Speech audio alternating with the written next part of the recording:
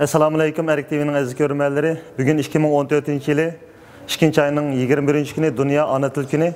Bu münasebet bilen Dünya Uygur Kurultayının orunlaştırışıda Fransa'nın Paris şehrinde dünyanın her qaysı taraflarından kelgen Uygurlarımız ve başka siyasetçiler ve profesörlerin kiliş bilen hem ana til muhakeme yığını hazır müşahede ötküzü oturdu.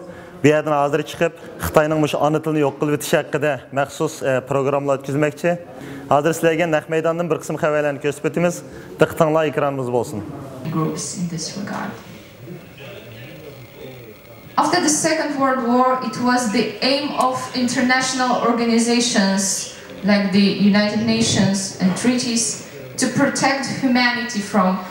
That's the case of Spain, the UK, Denmark, Ukraine, Moldova, Russia, Georgia and Italy. And when these minority languages are declared official only at the local level, that would include another 12 countries. And finally, the last 20 countries of Europe which only have one official language for the whole country. Many of them are very small countries, having in fact only one language. But some others are not, like the case of France, for instance, a very clear example of having only one official language, but of course that's not all the reality in France. Biz yani insan huquqlari bo'ldi deb qaraymiz. Ko'p rahmat. Managing linguistic diversity in other areas like East Turkestan or Tibet or other countries. Obviously, in general terms, Europe is much better than what the situation in the Republic of China. So. Definitely, there are different models that can be taken, obviously not to be implemented totally in the same way, but yes, as a reference, yeah, I think so. Til baydı. Bu tilning o'rnini Roma imperiyasi qurilgandan keyin Latincha olganda, keyincha masalan milodiydan burun 3-asrdan milodiydan keyingi 5-asrgacha bugungi Anatoliyani, ya'ni Turkiyaning o'rta rayonida yani şu keltler bilen tuqqan bo'lgan bir Galat tili deyilgan bir til yaşagan. Bu tilning o'rnini Roma Bizans 95'i bu 6090 tilininki 400'ünü işletildi bugün dünyada. Kalan 6500 tilini dünyadaki nüfusun %5% işletildi de. Ama dünyada en köp işletilen til qaysi desek İngilizce, Xitayca, İspanyolca, Hintçe, Rusça, Fransızca ve Arapça. Bu tiller en köp işletildi. Biz şunu sorayız. Birleşken Devletler Teşkilatı UNESCO'nunki dünyada yok olup tiller doğrusunda projekti var. Öyle bir şey. Hazırki bunun bir xatar yok. Uygurlarda köpe ana tili bilen gap kılıdı. Radyoda, televizyonda, mekteplerde asasen keyingi yıllargacha Uygur işletildi. Hazırki bu xatar yok. İkinci ölçem oltiraklaşış ahvalı. Yani tarqat olmasdan zich bo'lişi lazım. Tilning yok olması için Uygurlarımız zich oltiraklaşırlar hazır ama bunu her xil yollar bilen taqtışqı tırışıqtı Xitay hükümeti. Dördüncüsü o tilni işletilayotganlarning umumiy nüfus içindeki nispeti. Ama üçüncüden tartıp biz xatarlik tilla qatarı kirimizde. Hem de hazır bu Xitaylarning köç 49. yıldaki nüfusta Uygurlarning nüfusu bütün Şarkı Türkistan'da ki Xitay nüfusu 250 bin. Bugünkü Xitayning nüfusu Xitayning resmi sanıda 16 milyon etrafında Türkiye kalıp 14 milyon etrafında 7 milyon etrafında da Xitay var dep hazır resmi devletlerin emisi de bunu bir vatırda. Bunda o vaxtda Xitayning köçüp gelişi bilen bizim nüfusumuz azayışqa başladı, xatarlik bu yerde başlaydı. Dördüncü ölçem o tilni perzentlerine ügütüp ügetmezlik. Degendik dünyada nurgun tilla bunda yok olup ketken Xitayning tili hakim til bugün dünyada güçlük. Xitay tili dünyada 1,5 milyar adam işletildiğin çoğun tillerden biri. Şuna dünyada asimil olup ketken tillerinin köpü qaysı rayonu, qaysı tiller işletilgen yerdi ekan desenler Arapça, Rusça, onundan keyin Xitayca işletilgen rayonlarda en köp til kurban bo'lgan, yok olup ketken. Onun için biz ammaviy teşkilatlar olsun, nemeler olsun, Uygurca bu işletiş ruhunu, bu milli şuurunu tiklaş için hem matbuatta hem başka yollar bilen bunu çın tutuşumuz lazım da oylayma, hem onlarını hürmet bilen salamlayma. Bir cümle koşup koyayım o çeteldeki bütün Avrupa'da, dünyada köp Uygurlar var hazır. Ben Uygurcu bir Türklerge, ben 20 yılına yakın Türklerge Uygurcu gütüvatım. Şu tecrübemden yola çıkıp Uygur tilden asasda bir kitap yazgan. Bunu halakalla bizimle alak kursu. Evet, birimiz çetellerde bunu yaş nesillerge Uygurcunu ügetsek, çetelde bu faaliyetini güçlendirsek. Rahmet. To receive a master's degree in politics and sociology from Gazi University in Turkey, and a degree in computer science in Munich. After and during persecution from the Chinese government, Isa fled China in 1997 and sought asylum in Europe, Germany. He became a citizen of Germany. Through his continued activism for the rights of Uyghur people worldwide, Mr. Isa has remained under observation and persecution by the Chinese government and faces constant pressure to curtail his travel and work. He will talk about the Uyghur language rights movement in East Turkestan. You have the floor, Mr. Isa. Thank you. Rahmet. Anlamdike. Assalamu alaikum, aziz mihmanlar. Ben hazır bizim riyasetçide ötkende Uygur Ana Til Ma'arif Hareketi hakkında Dünya Kurultayı tayyorlagan raporunu taqdim ötümen. Aslında bu raporunu tayyorlashga qatnashganlardan biri, yani bu mühimi, bunu tayyorlashga qatnashganlar bizning programma yetakchimiz Batki Michael. O tuyuqsiz doktorxona yetib qolganligi uchun buni men taqdim qilishga to'g'ri keldi. Shuning uchun yo'lda PowerPoint şekilde tayyorlashga vaqtim bo'lmay qoldi. Men PDF şekilde tayyorladim. Shuni taqdim etdim. Uygur Ana Til Hareketi deydigan bir raporni 6-7 aydan buyon Dünya Kurultayı bütün imkoniyatlarni paylanib bir raporni taqdim chiqdi. Bana bu sirtim bor. Dastlab tunskisi o'tgan haftaning oxirgi tayyorlashdan o'tdi. Bu aldığımız kunlarda münasebetli o'rinlarga taqdim qilindi. Bu Ana Til Uygur Ana Til Ma'arif Hareketi deydigan bu rapor manda 7 qismdan tashkil topgan. Birisi dokladning maqsadi, ikki paylangan manbalar, üçüncü tarixiy olib ko'rinish. Nima uchun bunday bir rapor tayyorlanish zaruriyati bo'lib qoldi? To'rtinchi Uygur Ana Til Ma'arif Hareketi abiyatin suhbatlarda so'zlarda bo'lib o'tdi. Abduveli Ayub anamdan keyin Dilyar Ubul, Muhammed Sidiq deydigan qarindoshlarimiz Ana Til müessesesi maktabi qurmaganligi uchun qo'llanib turmada. Bu shunday bir harakat boshlandi. Bu harakatga ergashganlar Sharq Turkistonda 1 million adam soni yetgan bir harakat bo'lgan. Onun uchun bu harakatning boshlanishi va bu bunda riyosetchilik qilgan insonlar bu tanishtirildi. Ondan başka bunun yani bu raporda paketlik aldı. Muşu Uygur Ana Tili hareketini başlaş için kim bilen görüşkenligi, nerede qanday hareketini qandı bular her birisini bağlaştırıldı, ilan tutulgan. Bu mezmunlar tercüme kılınıp verildi. Anından keyin 6-cısı Ana Til muharibinin mühimligi bunu üçtün burunqi ve hazırki sözlügen nutq belgiciler bu meselede ait tefsili tədqiqatlarını verdi. Xuddi şunun oxşaş Uygur tilinin qanday mühimligi tushuntirildi. Anından keyin elbette bunun yana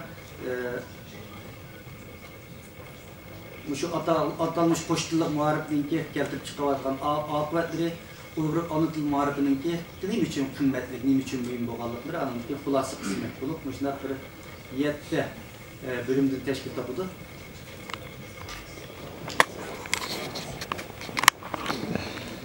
Birinci bu dokladның məqsədi endi asas ne için yazıldı degan vaqtida şu Xitoy hökumətinin Uyg'urlarga qaratayotgan məcburi assimilasiya qilish siyosatini, ya'ni til siyosati shu məcburi assimilasiyaning muhim qismlaridan biri bo'lib ijro qilayotganligi uchun buni xalqaroni mushu haqiqatdan xabardor qilish. İkincisi Xitoy hökumətinin Uyg'urlarga yürütayotgan til siyosatining hatto Xitoy qonunlariga va shundaqla xalqaro qonunga xilof bir harakat bo'lganligini isbotlash. Onun üçüncüsü ana dil teşebbüsçilerinin tutkun kılınış evali ve bunda hareket katlaşan bu rehberlerini qoğdaşını seferberlik keltiriş. Onun için Xitayning etnik qirg'inchiligiga ait faaliyetlerden dünyanın dikkat itibarıga tartiş. Şu mezmunda yer aldı.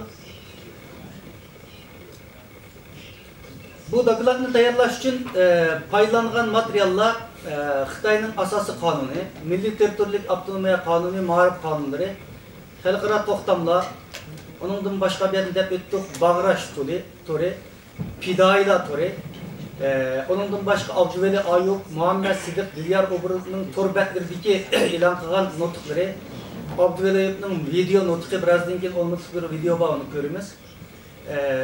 Anadolu'daki Erkin Asya Radyosu ilan kılan uçurlar ve bir kısım şahsilerden ötüsüyen söhbetler. Muşu kaynaklar asasen bu dokular tayarlap çıkıldı. Hem de bu tarih arkeolojisi desek, ne için bu Xitay hükümetinin ki bu dokularını tayarlap çıkmaya bir oldu. Diğer vakti Xitay hükümetinin muşu Uygurların mecburi asimilasyonu zorla atkalığı bir reallik. Onundan başka abiyetin Doktor Erkin Ahmet izlep etti. 20-25 milyon artıq bir millet sözleydiğen bir til. Uyghur tili. Yani bugün dünyada netçimen adam sözleydiğen bir tilini qoğdap qilish uchun Birleşken Devletler Teşkilatı hareket etken bir vaziyette. Şirket kurup bular, muşu şirket vasıtasıyla ananken iyanı toplaydı. Uyghur ana tili yaslisi açımız, Uyghur ana tili mektebi açımız dep muşu faaliyetlerini yapıp vardı. Bunu Bag'rash torbetida her günlük faaliyetlerini her günü bular Bag'rash torbetida ve başka münasebetki ana til torbetida degan bir torbet açıldı. Mana müştarininki. Bular bütün aşı qilgan faaliyetlerden hammasini ay torbet e'lon qilgan. Buni endi biz necha ay to'pladik. Masalan, Mayyadan bularning vaqti keldi. Masalan, tunji boshlangan kundan tortib 2013-ga qaraydigan bo'lsak, tunji uqtirishini 9-oyning 7-kunisi 2013-kuni e'lon qildi.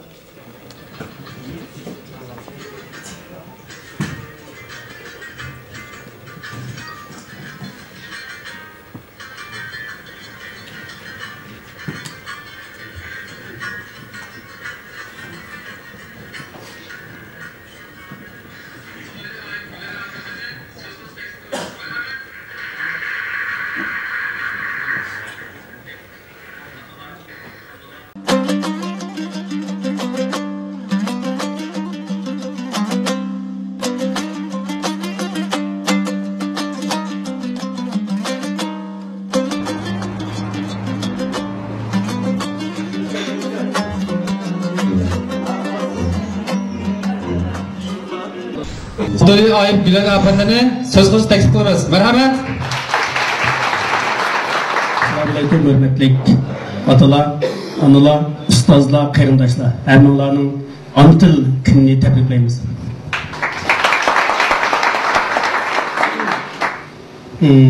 Biz jamiyatdagi bir turkum do'stlarningki tashabbusi va qo'llashi bilan bugun Qashqardagi va Qashqar atrofidagi qarindosh yurtlardan kelgan ona tilga ko'ngil bo'ladigan, onasini qadrlagandek ona tilini qadrlaydigan va shu ona tilini farzandlarga va farzandlarning farzandlariga davom qilishni orzu qiladigan ustozlar, onalar va barliq qarindoshlarni chaqirib bu faoliyatni o'tkazib turibmiz.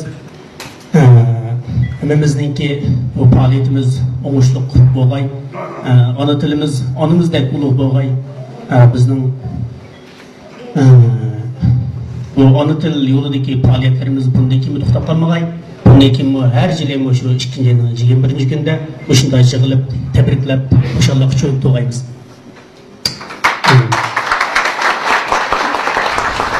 To'g'ri va jamiyatda bu oqmaydi bu ish. Bu ona tilda o'qitish qilgan yasli qurish, ona tilni asas qilgan maktab qurish bu oqmaydi degan ideyalar taraf ketgan. Bunga bizning o birodarimiz izchil bu bo'ldi, bu davlat qonuniga uyg'un, avtonomiya qonuniga uyg'un, davlatning ma'rif qonuniga uyg'un, davlatniki xalq boshqarishligi ma'rifni ilgari surish qonuniga uyg'un. Bunun bo'lmaydigan hech qanday yeri yo'q degan ishonch bilan bu 5 oy izchil o'shaning yo'lini mangdi. Oxirida Şurumçer, Tamataraylık Ma'rif İdaresi bu birodarimizni chaqirib ishxonaga. Bu Şinjan Uyg'ur Avtonom rayoni.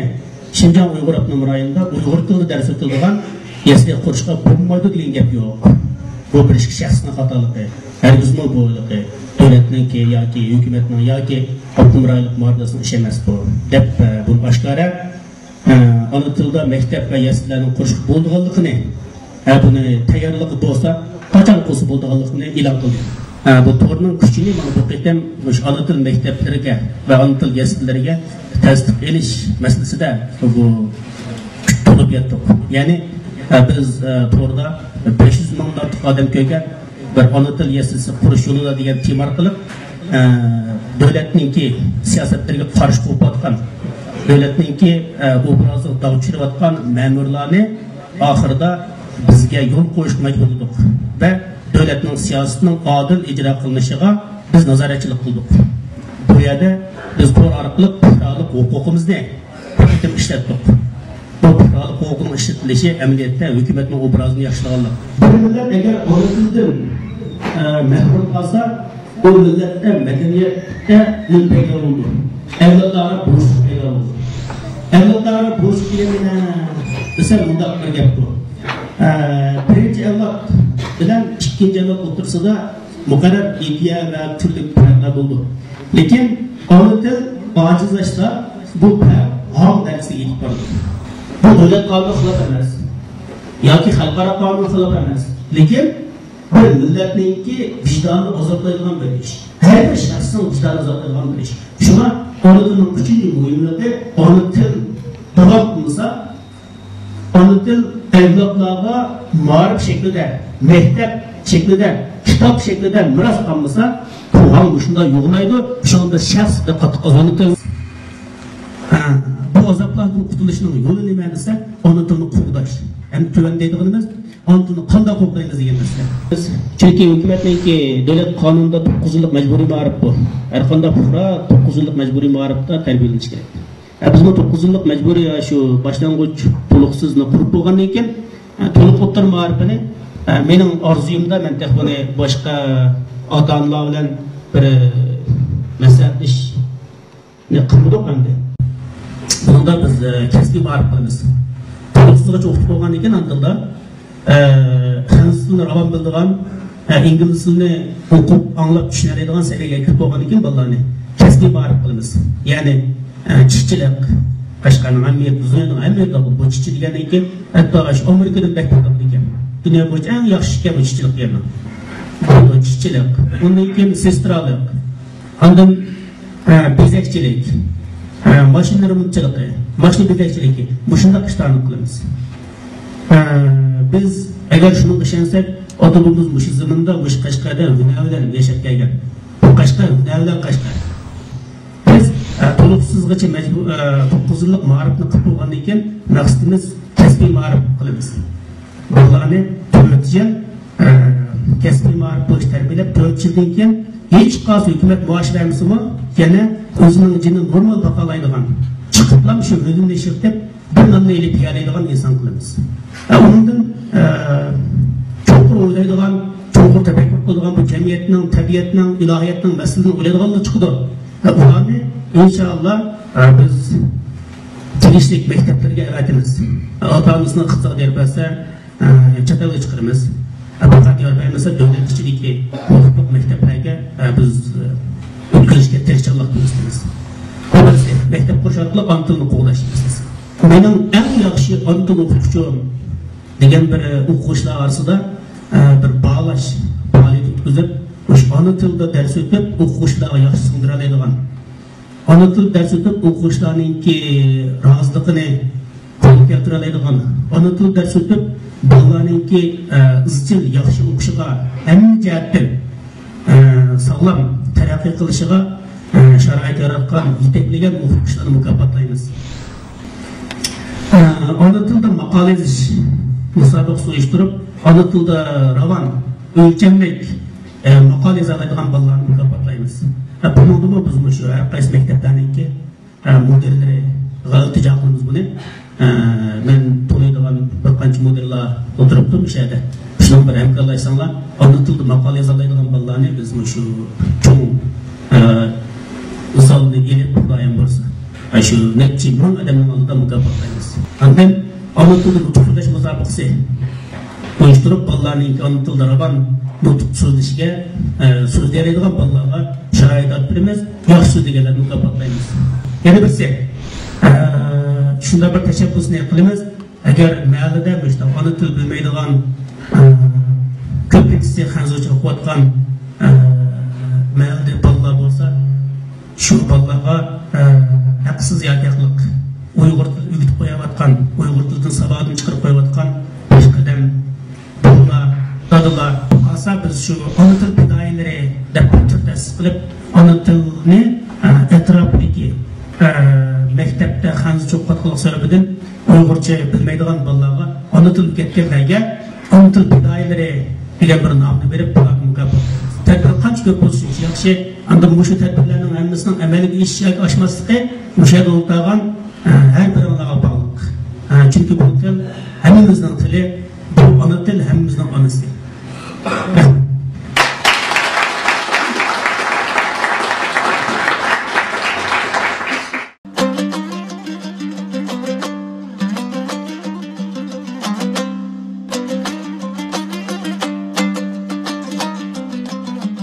Şart bugün hem ertesi şart, ana til bayılıp bunu kolda bu yolda töpükan.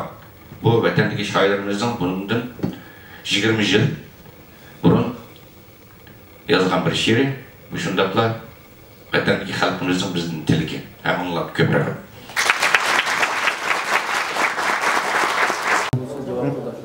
Assalomu alaykum, men Zeyniddin Tursun, Gollandiyadan keldik.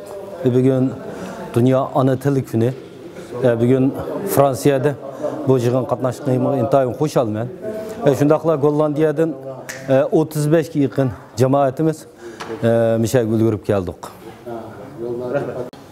Başladım. Bugün Birleşken Milletler Teşkilatı tarafidan Dünya Ana Tili kuni deb e'lon qilinganligininki 15-yillik xotir kuni Dünya Birleşken Milletler Teşkilatı Fen Ma'rif Komitesininki merkezi, UNESCO'nunki merkezi Fransa'nın paytaxtı Paris'da. Şunun için hammaga ma'lum navbatda Uyg'ur tili Xitoy hokimiyatininki jiddiy assimilyatsiya qilish, yo'qotish xavfiga duch kelayotgan bir payt Xitoy hokimiyati atalmış qo'sh tillik ma'rifini degan shiorni ko'tarib chiqib, butun kuch bilan Uyg'urlarninki ona tilini yo'qotish üçün sistemlik planlik bir harakat olib boryapti. Shunga Uyg'urlarninki ona tilininki kelgusine ait xatarlik bir vaziyatda. Buning uchun biz Dünya Uyg'ur qurultiyininki yetaklishi bilan biz Yevropada faoliyat olib boryotgan butun Uyg'ur tashkilotlari bugun mushu Dünya Ana Tili kuni munosabati bilan Parijga jam bo'ldik. Hem bir yerda maxsus Uyg'ur ona tili haqida bir xalqaro ilmiy muhokama yig'ini uyushtirildi Dünya Uyg'ur qurultiyi tarafidan. Ya'ni shundaqla butun Yevropadagi Uyg'ur tashkilotlarininki o'rtaq qatnashishi bilan Xitoyninki Uyg'urlarning ona tilini yo'qotish uchun olib borayotgan assimilyatsiya siyosiga qarshi bir birlashma namoyish o'tkazildi. Uning uchun biz butun Uyg'urlar, Yevropadagi Uyg'urlar bugun bu yerga kelib to'planib turyapmiz. Bugün Dünya Ana Til Kuni, UNESCO Birleşken Devletler'ninki, UNESCO'ninki bundan 15 yıl avval 2. ayının 21'ini Dünya Ana Til Kuni deb e'lon qilgan.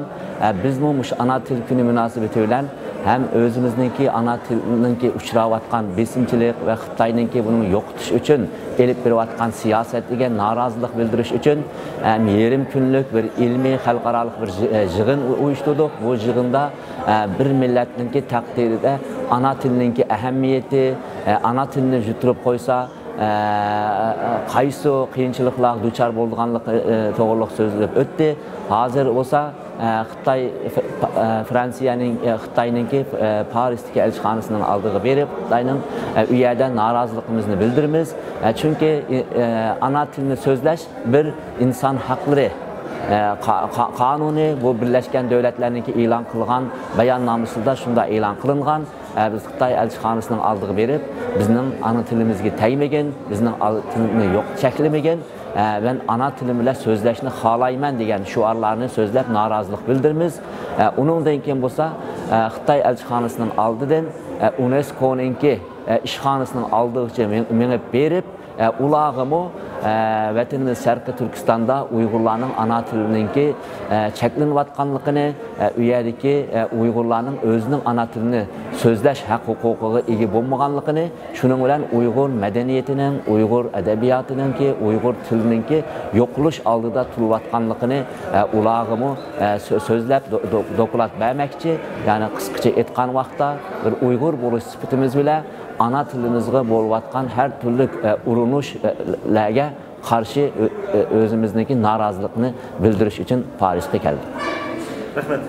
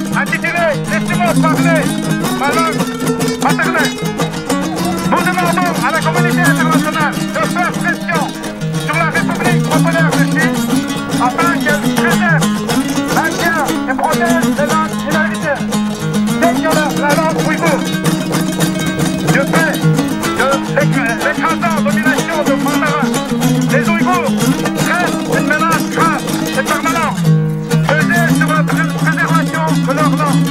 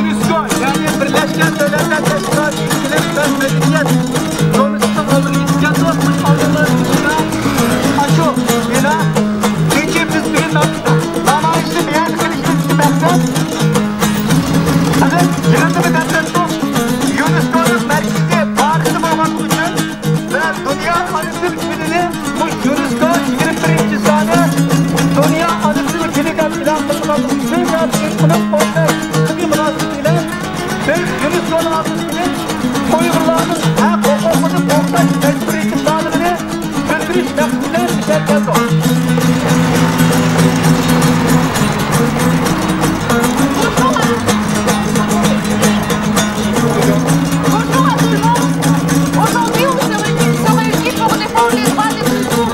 Aujourd'hui, c'est le 25 février, c'est un jour officiel pour tous les langues maternelles du monde. Et nous, en tant que peuple ouïghour, on a le droit à défendre notre culture.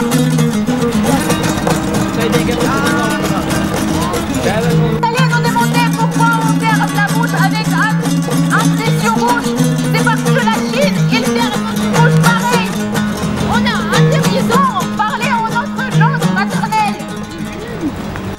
Cher peuple français, bonjour chers membres du Congrès mondial Ouïghour, chers membres de notre association Ouïghour de France, messieurs les représentants des différentes associations distinguées avec nous. Tout d'abord, je tiens à vous remercier d'être venus très nombreux, votre soutien et votre présence nous comptent des choses et votre action nous montre qu'ensemble, on peut changer les choses.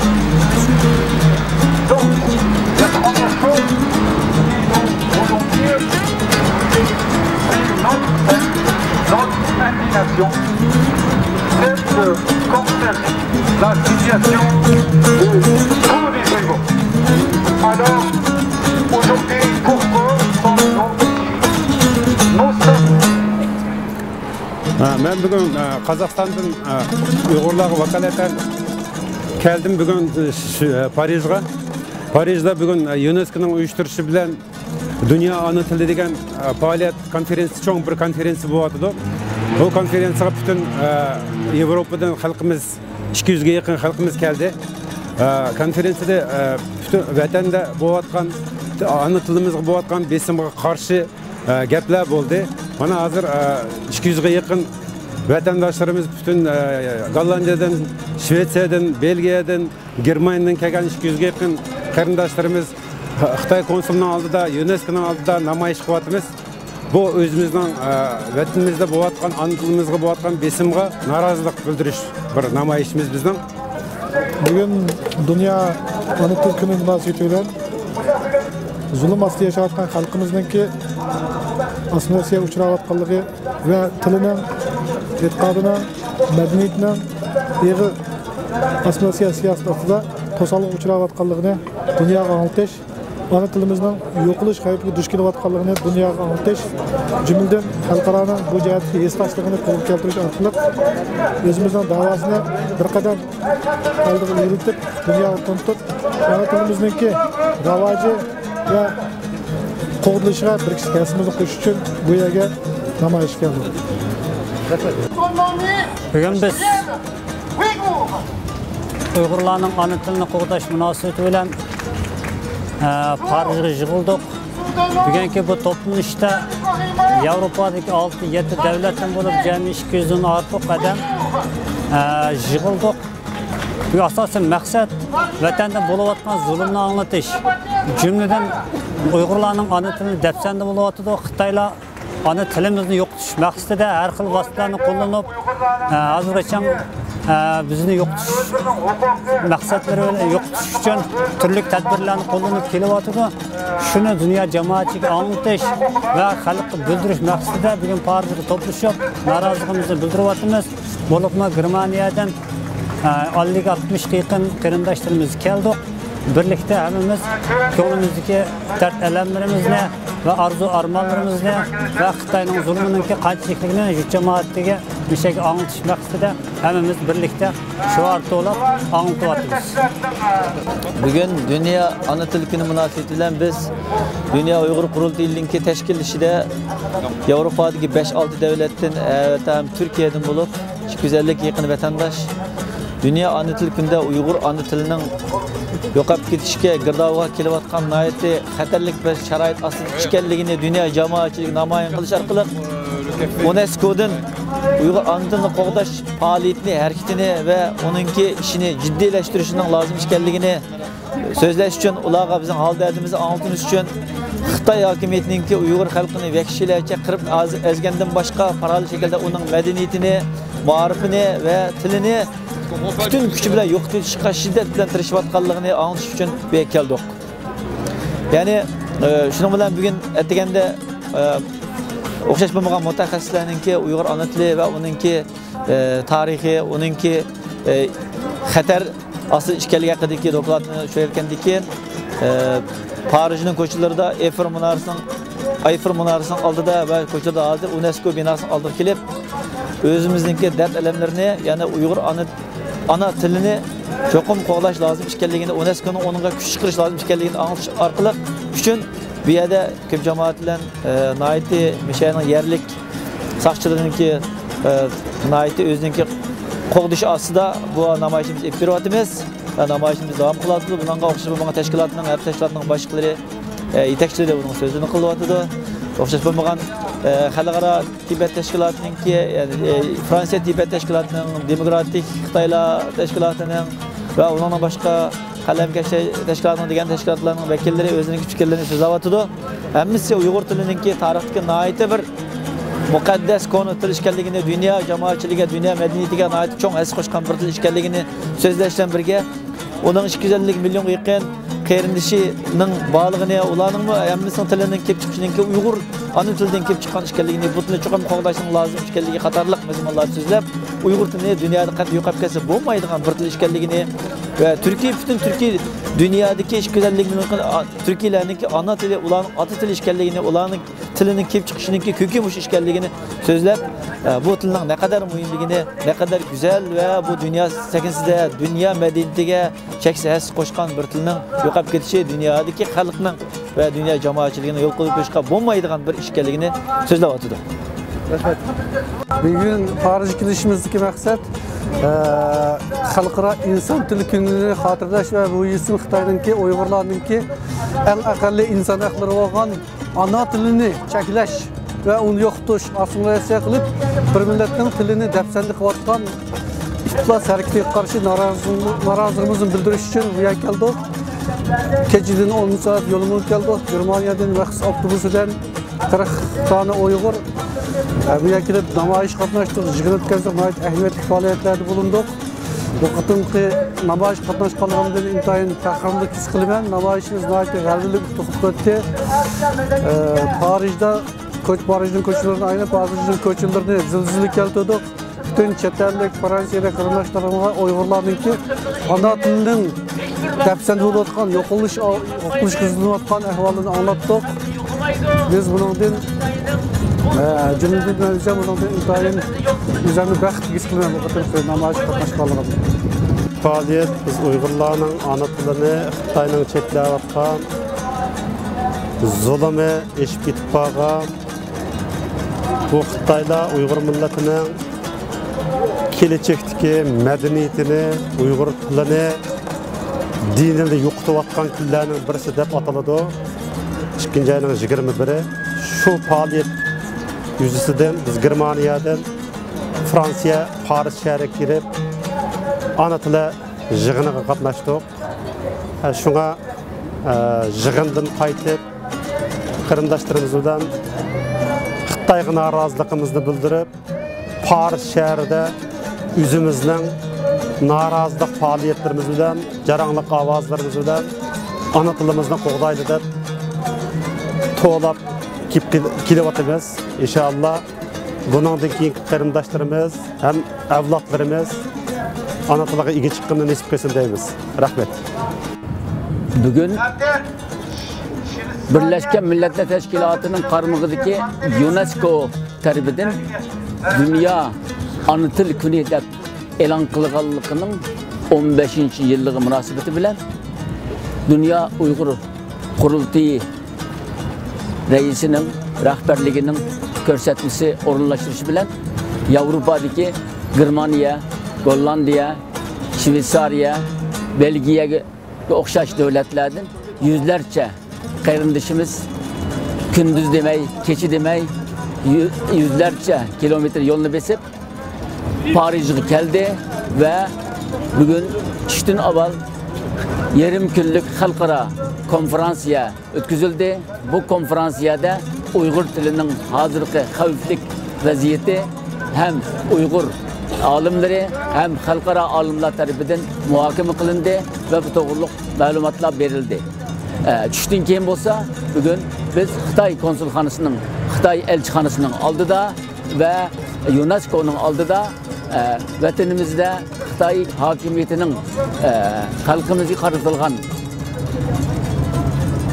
diskriminatsiya siyosati, assimilasyon siyosati, inson huquqlarini dafsanda qilish siyosatiga norozilik alomatida namoyish o'tkazyapmiz ve bu orqali Fransiya jamoatchiligi diqqatini vatandagi xalqimizning fojialik vaziyatiga jalb qilishni niyat qilganmiz.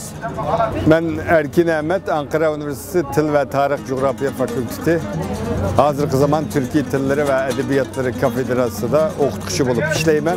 Ben bu katem Dünya Uygur Kurultayı'nın teklifi boyunca Fransa'nın payitahtı Paris'de ötküzülgen bu halkaralık anı til hukuku namlık ilmi muhakemeciliğini bilen bu anı tilimini yok atma mavzuluk bu birleşme namayışka katılış için kelgen bu iki faaliyet bugün naiti yakşı öttü bulup mu Uygurlarınki bu muhaciretteki küreş tarihinde məxsus anı til üçün elib verilən ən çox fəaliyyətlərdən biri. Bu fəaliyyətdə birinci bu xalqaralıq ilmi muhakemeciliğində dünyadakı dağlıq bu tilşünaslar özününki şu anı til haqqındakı azsallıq millətlər və etnik millətlər və anı til temasında nəhayət yaxşı ilmi maqallarını oturuğa qoydu. Bunun da Xitay'nınki avtonomiya kanununda Uygurlarga verilgen hakları ve bununki bugünkü depsende kılınışı Katarlık timlerden yaxşı makalla okup ötüldü. Onundan keyin bu Avrupa'daki 5 devlet Germaniya, Hollandiya, Şveysariya ve Belgiya, Fransa'daki Uygur teşkilatları Xitay'nın Paris'teki büyük elçixanasının aldığı bu Paris'teki UNESCO'nun aldığı namayış ötküzüldü. Bu namayış nayet yaxşı öttü. Hem öyle koluda bu Abdüveli Ayub'a erkinlik, İlham Toxtağa erkinlik degendik lozunkilerini kötegen aldı. Çoğun yoldan da UNESCO'nunki Xitay elçixanasının aldığı UNESCO'nun aldığıca Birleşken Devletler UNESCO'nun aldığıca namayış oldu. Hazır yana bu yerde UNESCO'nun aldığı bu namayış devam kılıyordu. Hem birlik anı tilimini yok atma, Uygurlarga anı til hukuku verilsin degenini ta'kidlıyordu. Bence bu kadar faaliyet Uygurlarınki muhaciretteki küreş tarihinde nayeti mühim ehemmiyetga ega deb qarayman. China terrorist! China terrorist! China terrorist! China terrorist! Terrorist China! Terrorist China! Terrorist China! Terrorist China! Liberty Abdüveli Ayub! Liberty Abdüveli Ayub! Liberty İlham Toxtağa! Liberty Muhammed Siddiq! Liberty Muhammed Siddiq! Liberty Dilyar Ubul! Liberty Dilyar Ubul! Liberty Abdülhakim Abdurrahim! Liberty Abdülhakim Abdurrahim! İkinci ayının 21. günüsü Birleşken Devletler Teşkilatı'nın İlim, Fen, Medeniyet, Kültür Başkarması yani UNESCO tarafından Anı Til Günü ilan kılınan bir gün. bu ana til hareketi Şarkı Türkistan'da 2013 yılı Abdüveli Ayub, Dilyar Ubul, Muhammed Sıdık qatarlıq fidakar oğlanlarımızın riyasetçiliği bilen ana til yasisi kuruş, ana til muharibini terakki qilish haqida bir hareket başlatılgan ama bu qarindoshlarimizni 2013 yılı 8 ayının 20 günsi Xitoy hökuməti tutub ketdi. 6 aydan buyan bular izdiraksiz näde bolğanlygy ma'lum emas. Bu münasibət bilan biz bu yerdə Dünya Ana Til Gününü xatırlaş, şundaqla bu Uyğur ana tilini qoğdaş üçün Uyğur ana til muharibini Şərqi Türkistanda qaytadan əsli keltiriş, rivojlandırış üçün hərəkət qılğan, amma bugün Xitoy turmusida bolğan bu qarindoshlarimizni əslaş, bularning davasını biz Birləşmiş Dövlətlər Təşkilatının aldıda, dünya cəmiyyətinin aldıda qilish məqsədi bilan biz bugün bir yerə toplandık. Bu namayişdən burun biz dünyadaki məşhur az sonliq millatlarning til huquq münasibati bo'yicha yetishgan bir qism mutaxassislarni chaqirib va Uyg'ur mutaxassislarni chaqirib bir yarim kunlik konferans o'tkazdik. Dunyodagi az sonliq millatlar tili, ana tilining tarixi, ahvoli haqida munozaralar, muzokaralar bo'ldi. Shuning bilan birga Uyg'ur tilining navbatdagi vaziyatlari haqida deksiyalar bo'ldi. Shundaqla Dunyo Uyg'ur qurultayi tomonidan nashrga tayyorlangan Uyghur Ana Til Hareketi, Muharib Hareketi namlıq dokulat bugün bu yığında resmi uç başkarı ilan kılındı. Bu dokulat konuşturup ötüldü. Bugün bu namayışqa Germaniya, Gollandiya, Şveysariya, şundaqla Fransiya'nın yüzüden Belgiya'dan bulup bir qançılığın qoşunu Avrupa devletlerden bir qançız qarindoshlarimiz müşaga UNESCO'nun aldığı ve konferansga qatnaşdı. Bizning deydiğimiz biz özümüzün tilini söyleyimiz. Uyghur tili, anamның tili, üzemның tili, milletimның tili. Bu tilini qo'g'dishimiz kerak. Xitoy hukumatı Uyghur tilini yo'q qilish niyatidan voz kechishing kerak degan signalni dunyoga berish uchun mishadimiz. Assalomu alaykum hurmatli to'rdoshlar. Bugun 2 ayning 21 kuni Xalqaro Ana Til bayrami kuni.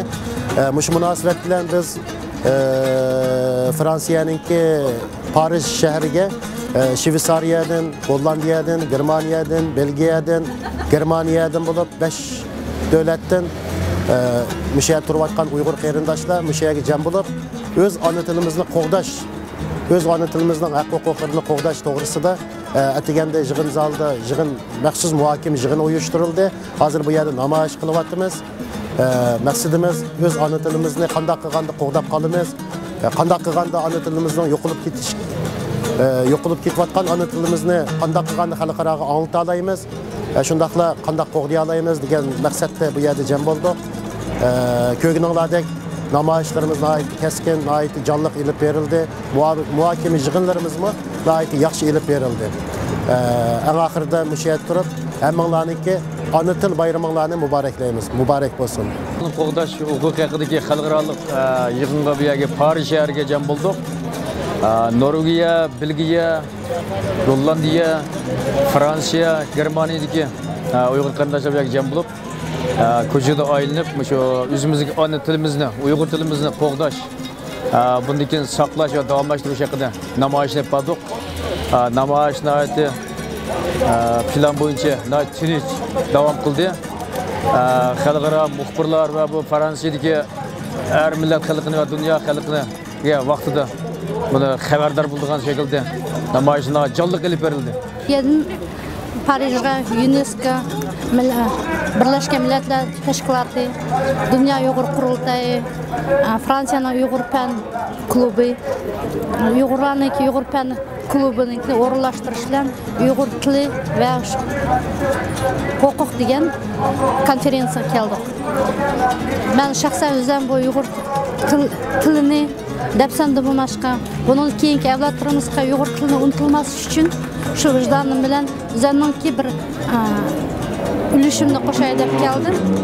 Bundan keyingi o'zimizning avlodlarimizga, bolalarımızga Uyghur tillarini qaysi mamlakatda bo'lmayli, qaysi yerda tutmayli, shu Uyghur tilimizni hurmatlash, Uyghur tilimizni unutilmaslik uchun shuning uchun bu yerga keldik. Bu yerdan kelib hozir namoyishga chiqib, butun Belgiyadan, Fransiyadan, Shveysariyadan, Germaniyadan kelganlar hammamiz bu yerga namoyishga chiqib, nihoyat keng ko'lamda bu konferensiya o'tdi. Men nihoyat xursand. Mush konferensiya uyushtirgan bizningki faoliyatchilarimizga, Dunyo Uyg'ur qurultayininki boshliqlarga hammasiga o'zimning rahmatimni aytaman. Assalomu alaykum. Biz shu bugun Parij shahrida barliq butkul Yevropa mamlakatlaridan Uyg'urlar yig'ilib, ona tilini qo'g'dash, ya'ni UNESCOning 15 yillik bayramini nishonlab o'tirmiz. Hamma kelgan Uyg'urlarga hammasiga ko'pdan ko'p rahmat. Bugungi niyatimiz hammasi shu o'zimiz o'ylangandek bo'ldi deb o'ylayman. Hammaga ko'p rahmat.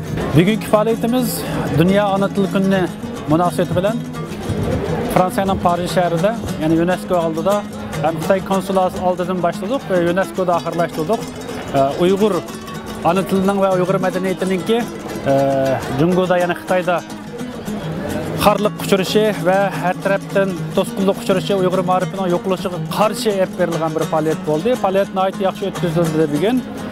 Buningki qaysi darajada qutuqliq erishishini kelajakda ko'ramiz. Ammo Yevropadagi, ya'ni qo'shni davlatlarda yashagan Germaniya, Fransiya, Gollandiya va Shveysariya, Shvetsiya, Turkiyadan kelgan qarindoshlarimiz ko'rib turibsizlar, necha yuzlagan qarindoshlarimiz qatnashdi. Bu faoliyatni o'tkazishi, ya'ni Uyg'urlarningki o'z ona tilininki yo'qolib ketishiga yo'l qo'ymaydiganligini, ham Uyg'ur ona tilininki yo'qolib ketmaydiganligidan darak berdi deb qarayman. Bu hammamizning qilish tegishli ishimiz. Ana til cho'qim qo'g'dilish kerak, ham shunday qo'g'dishimiz kerak. Yolg'iz namoyish qilish bilan emas, har kunlik oilada, yeziqchiligimizda va har qaysi taraflarda Uyg'ur tilini ishlatish orqali buni qo'g'dab kelish bo'ladi deb qarayman. Bugun 2-oyning 21-kuni bugun dunyoda xatar ostidagi yo'qolish girdobga kelib qolgan tillarni qo'g'dash kuni bo'lg'achqa, bizning Uyg'ur tilimiz hozir Xitoy kommunist hukumatiningki qattiq siyosati ostida yo'qolish girdobga kelib qolyapti. Shu maqsadda o'zimizning tiliga o'zimiz ega bo'lish, o'zimizning tilini qo'g'dash, ya'ni bir millat bo'lish sifati bilan 3 narsa kam bo'lmaydi. Ya'ni uning tili bo'lish kerak, diniy e'tiqodi bo'lish kerak, madaniyati bo'lish kerak. Bizni tilimizni yo'qotib qo'ysak, bir butun millat bo'lish nimamizdan qolib qolamiz. Shu nuqtadan biz Germaniyadan mashina bilan tunugun yo'lga chiqqan, bugun ertagan keldik. Bugun mana Yevropadagi arkadaş davlatlardan 250 atrofida qarindoshimiz kelib, o'zimizning haq-huquqlari, ya'ni dunyo ona tilini qo'g'dash qarori chiqarilgan shu xizmat binosining oldiga oxiri yig'ilib, o'zimizning Xitoy hukumatiningki Uyg'ur tilini cheklash, yaslidan boshlab oliy maktabchilik ma'rifdan qoldirish, hukumat o'rinlarida ishlatishdan qoldirishdan iborat bu siyosatga qarshi o'zimizningki norozilikni bildirdik, ham ona tilimizni qo'g'dashni nishon qilib, bir-birimizni ona tilimizni qo'g'dash munosabati bilan tabriklashdik, bayramlashdik. Shu maqsadda bugun bu faoliyatni nihoyat ko'ngilli olib bordik.